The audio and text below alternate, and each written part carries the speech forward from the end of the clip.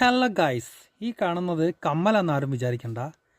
ഈ കാണുന്നത് എന്താണെന്ന് വെച്ച് കഴിഞ്ഞാൽ നമ്മളുടെ ഫ്രണ്ടിലെ ഷോക്ക് അബ്സറിൻ്റെ ഒരു സ്പ്രിങ് ആണ്. ഇതുപോലുള്ള സ്പ്രിങ് ആണ് നമ്മുടെ ഫ്രണ്ടിലെ ടെലസ്കോപ്പിക് ഷോക്ക് അബ്സർ വരുന്ന ഒരു സ്കൂട്ടറിൻ്റെ.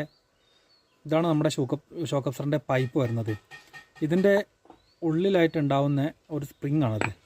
ഈ സ്പ്രിങ് ശ്രദ്ധിക്കാതെ വണ്ടി ഓടിതാ ഇതുപോലുള്ള സ്പ്രിങ് പൊട്ടി ഇങ്ങനെ 100 കണക്കിന് ഇതുപോലത്തെ പീസായി.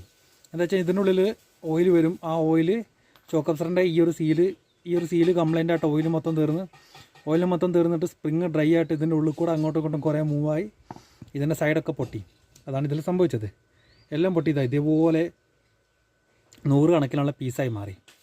അപ്പം ഇതുപോലത്തെ അവസ്ഥ വരാണ്ടിരിക്കാൻ വേണ്ടിയിട്ട് ഷോക്ക് അബ്സറിൻ്റെ ഓയിൽ സീലൊക്കെ ലീക്കായി കഴിഞ്ഞാൽ തന്നെ സ്പോട്ടിൽ തന്നെ റീപ്ലേസ് ചെയ്യുക.